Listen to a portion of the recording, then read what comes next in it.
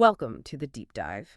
Today, we're jumping straight into some pretty significant pre-budget news out of Ottawa. These were announced October 10th, and it really boils down to three main areas: affordability, getting benefits out the door, and, well, accessibility.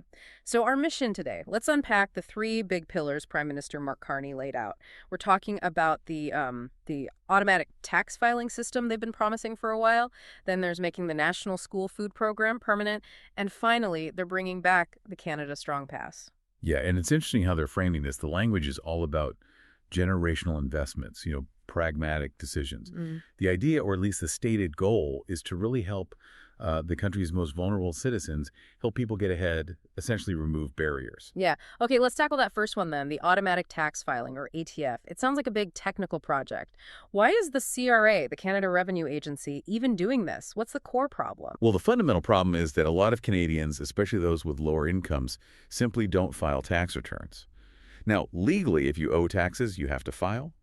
But many people, maybe they only worked part-time or received benefits.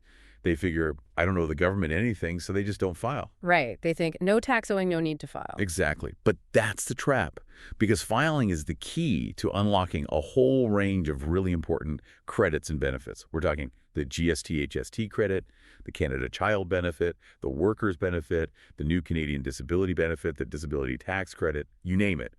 Access often hinges on that annual filing. And the government provided a really stark example, didn't they, to show just how much money is potentially being left on the table. They did, and it's powerful. They talked about a single parent with two young kids earning maybe $15,000 part-time. If that person files their taxes, they could actually be eligible for up to, wait for it, $25,000 in combined federal and provincial benefits. $25,000, that's huge. Life-changing, really. Absolutely. And it's inaccessible just because of the hurdle of filing a tax return, or maybe just not knowing you need to file to get benefits. And just for a bit of background, this isn't a brand new concept, right? We've heard about automatic filing before. That's right. The previous government mentioned it back in the 2020 throne speech. Then the current government made a formal commitment in the 2023 budget. So the idea's been kicking around. What's new now is the detail, the actual program name, Simple File, and the rollout plan. Okay, Simple File. So we know why it's needed. That potential $25,000 is a huge motivator. Let's get into the how. How is the CRA actually going to do this? Pre-fill returns. Pretty much. Simple File leverages the data the CRA already receives, T4 slips from employers, information about government benefits paid out. They use that to prepare a basic return for eligible individuals. And what's the scale they're aiming for? And when does this actually start? Okay, so the plan is to start rolling this out for the 2026 tax year. That's the filing season in early 2027.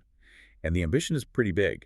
They're projecting they can cover up to 5.5 million low-income Canadians by the 2028 tax year, so by the filing season in 2029. Wow, 5.5 million. Yeah, but it's phased. They're talking about maybe 1 million people covered for the 2026 tax year, then ramping up to 2.5 million for 2027, and hitting that 5.5 million target for 2028. Okay, that sounds impressive, but there have got to be limits, right?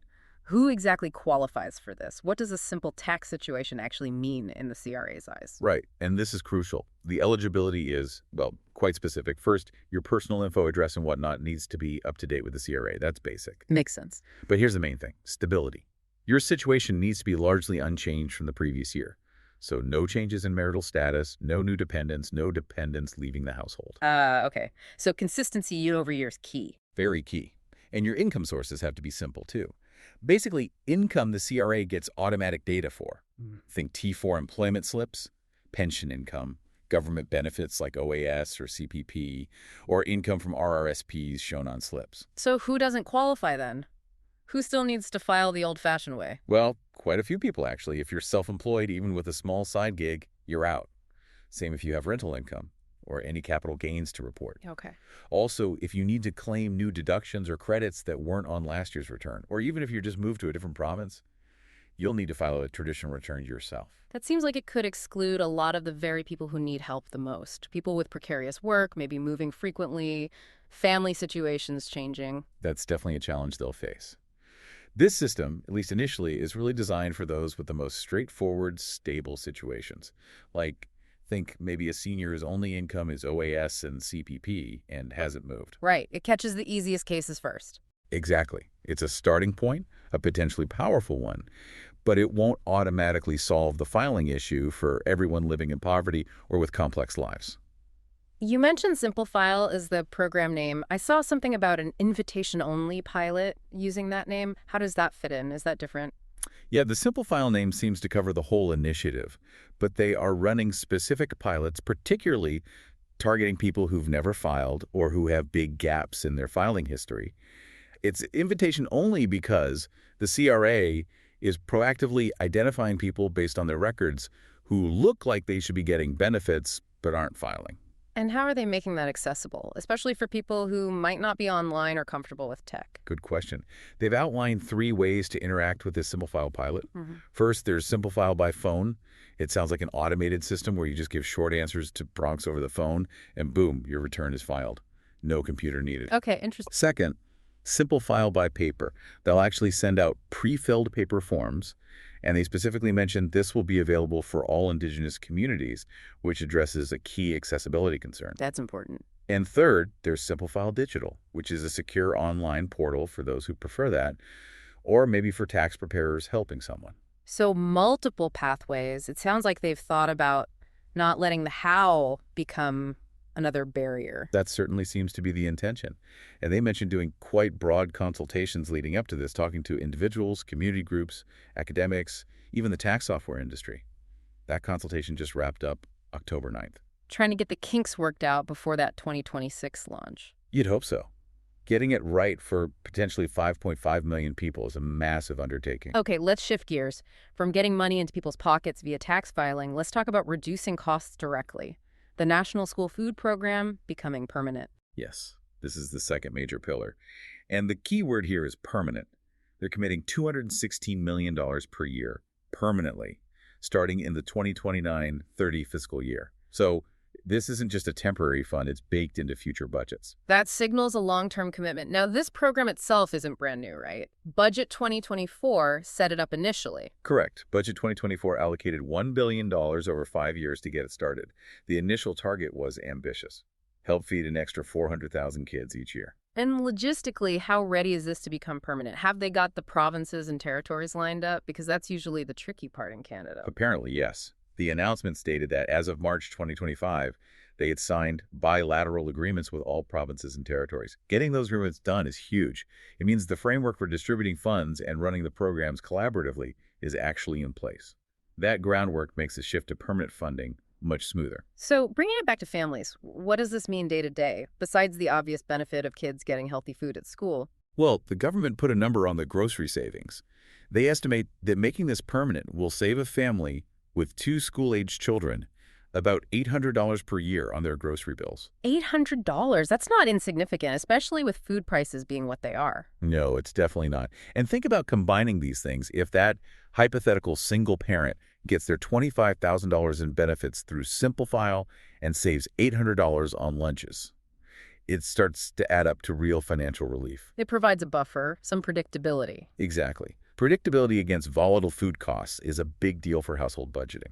All right, let's move to the third piece announced, bringing back the Canada Strong Pass. This one feels a bit different, less about basic needs, more about access and maybe discovery. Yeah, it blends affordability with promoting culture and travel, especially for young people. So the news is it's being renewed for 2 specific windows.